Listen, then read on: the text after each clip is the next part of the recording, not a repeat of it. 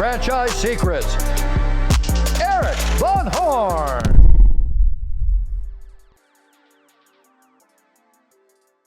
If you're not a part of the Franchise Secrets Facebook group, what are you waiting for?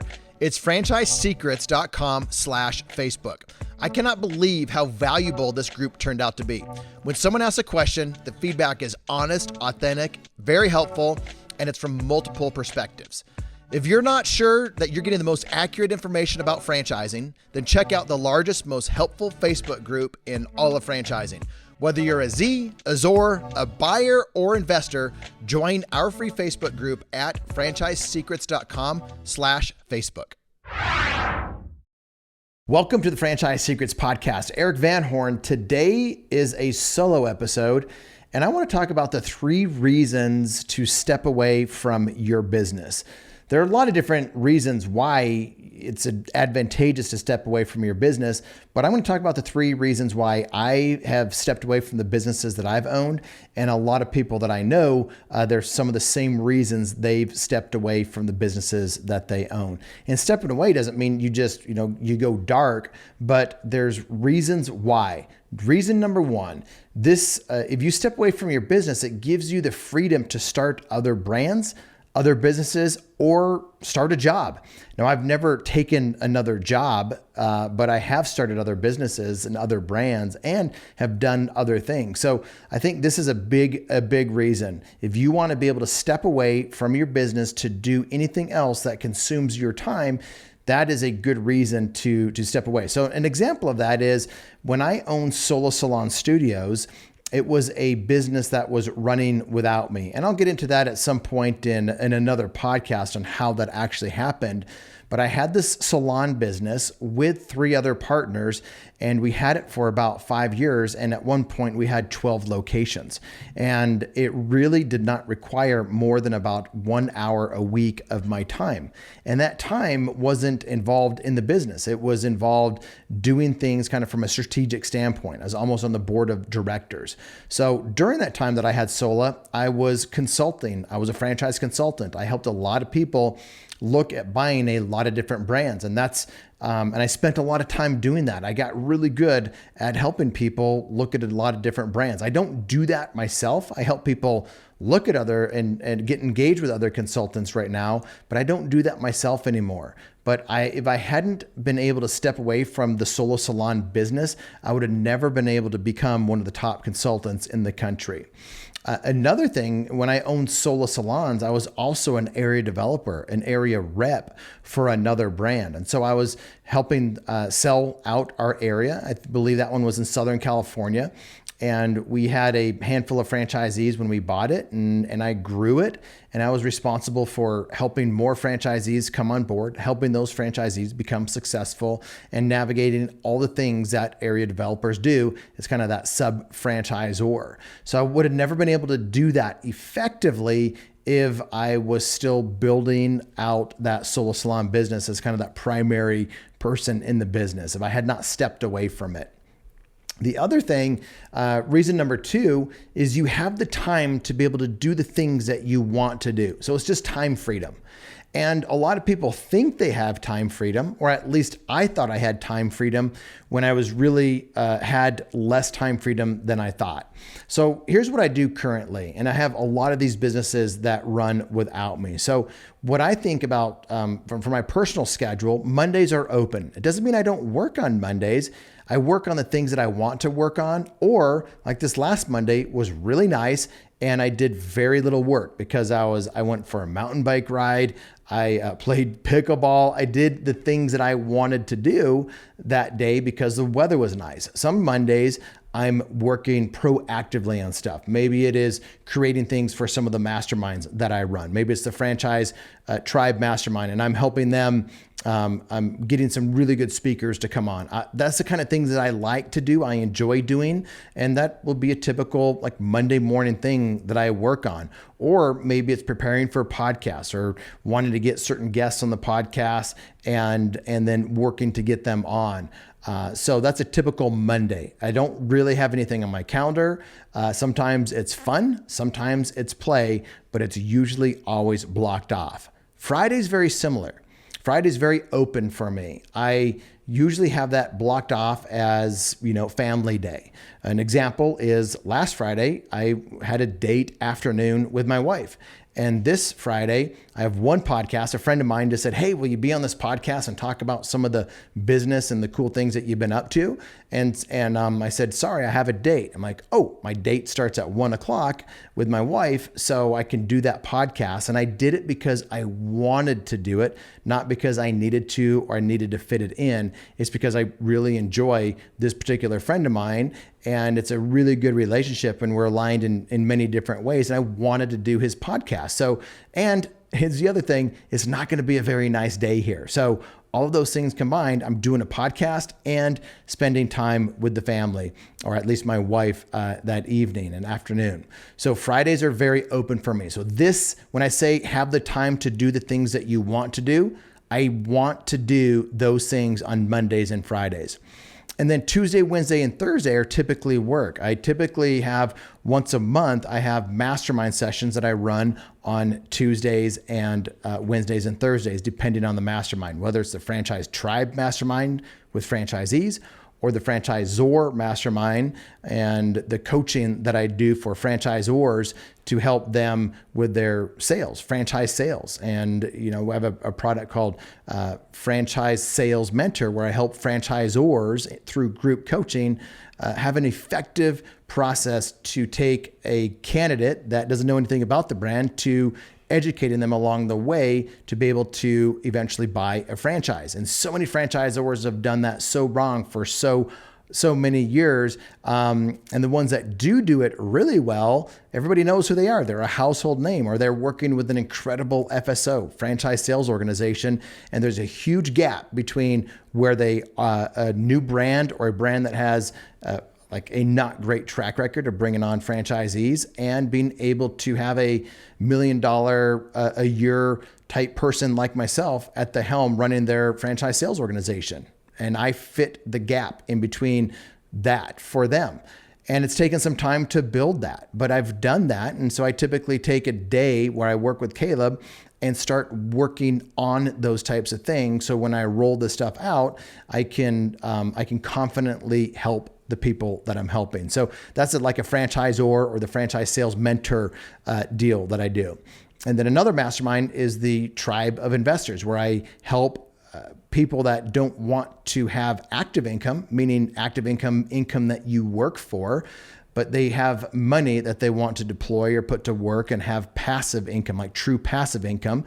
And that's typically done on a Tuesday, Wednesday, or Thursday in that mastermind, where I bring deals to those folks. That's all enjoyable work. That's work that I want to do. And so when I talk about having time to do the things that you want to do, sometimes that is work, and sometimes that's family or play or whatever it is that you want to do. But that's a typical week for me. Mondays and Fridays off. Fridays, especially in the summertime, we go boating. In the afternoon, I try to be done by 3:00. That way, if I want to go do something outside or early with the family, I'm able to do that. Now, here's another thing. Now, this is kind of shifting gears on having time to do the things that you want to do.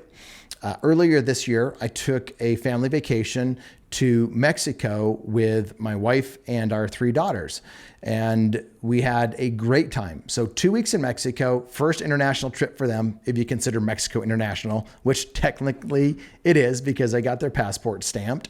But it was a time where I wanted to go on vacation and not be bothered by my business. I also knew I probably hadn't set up my businesses in the way enough to be able to not be bothered. And that was my fault. So I took this 2-week vacation as a time for me to see what was broken or where I was involved with in my businesses where I shouldn't be or didn't need to be involved.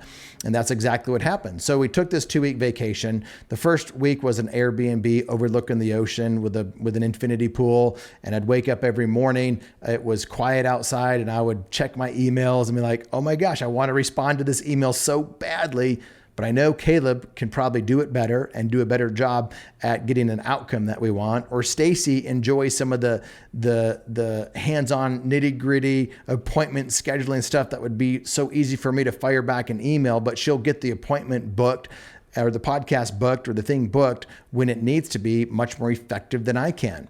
So I just started to look at things that came up on my radar that I could do that day in Mexico in the morning before the kids were up or as they were swimming and I was having my cup of coffee. And I started to create processes or at least work with them to create a process. So something would come up. I'd say, hey, Caleb, can you take this and turn this into an SOP where it's not on my plate anymore?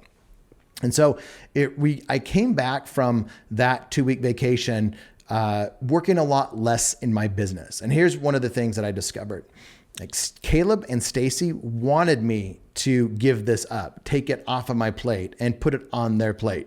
Now, not everything, let me back up even more. Before there was a vacation in Mexico, Caleb and I were thinking about how do we get better at the podcast, get better at content, get better at everything that we were doing better than most people, but still we wanted to get better. And so we looked at different things and I looked at Caleb. I'm like, boy, you're too much like me, man. Like you hate doing some of the things that I hate doing. We need to find somebody that loves doing the things that you and I both hate doing. And so lo and behold, Stacy came into our lives and we started asking her, well, what do you think about this? Do you like doing this? And like her eyes lit up about the things that Caleb and I dread. And we're like, perfect. She can do all this stuff. It's in her zone of genius and she enjoys it. Caleb can focus more on the things that he's really good at and that he enjoys. And I get to do the things that I'm good at, that I enjoy, and which allowed me to go to Mexico, unload some of the stuff that I can do, I'm competent with, but somebody else can do better. So that was, an example of me having the time to do the things that I want to do. Vacation in Mexico, using it to offload a bunch of busy work. Now, it was probably about a month or so after Mexico is when Russia invaded Ukraine. And I had a friend that was looking to go there or send some groups there to kind of scout things out to see what was actually happening and where the real needs were. And I knew this was happening. And so I messaged her. I said, hey, what's your plan? What are you doing there? Where can I give you some money? And lo and behold, a week later, I was just found myself on a plane from Rapid City to Warsaw, Poland. And I could do that because I'd just come from this 2-week vacation, which was really a time to get more stuff off of my plate. So I could confidently say, I'll go. And I had tickets booked for 2 weeks. I ended up staying 10 days, but I had tickets for 2 weeks. And I went there confidently knowing that my business, the masterminds, the different things that I'm involved with, the different partnerships and the different franchisors that I advise, that they would be fine without me because I could still continue to deliver in my zone of genius to my businesses or my partners without interruption. And that's exactly what happened. So one, I got to do the things I wanted to do, vacation. Then I got to do something really cool, and that's volunteer. And I paid my way. I paid for my food, my lodging, my airline ticket, and everything. And then not only did I get to do that, but I said, hey, anybody want to donate to buy supplies and food and blankets and first aid kits and whatever the needs were. If you want to buy stuff there, then send money. And so I had $20,000 of other people's money that I was able to spend on the things that actually went straight to the front lines, whether the front line on the war, helping with tourniquets and first aid, or front line on the border where I had blankets and different food and candy and stuffed animals and duffel bags and things that people needed as soon as they crossed the border. And I got to do all of that because I had the time to do the things that I wanted to do, whether it's giving back like I did on the Poland-Ukraine border, or vacation, or just have a calendar that suits my needs versus having me be a slave to the calendar. So that's what I mean about having the time to do the things that you want to do. All right. Number 3, and I really like this one, equity. Like the more that you're, the more that you are out of your business, typically the more your business is worth when you go to sell it. So the exit value, the enterprise value, what you can sell for is worth more. And I know this because most people know this. It's just something that is a given out there, but also because I've seen it happen firsthand. And probably the most telling time was when we sold Solo Salon Studios. We had 12 of them. We removed ourselves from the business, so we were not very active as the ownership group. There was 4 of us. We would meet once a week, and then we would meet quarterly face-to-face for a day. That's what we were doing. So the new buyer, if they came in, we weren't key to the business's success of the day-to-day.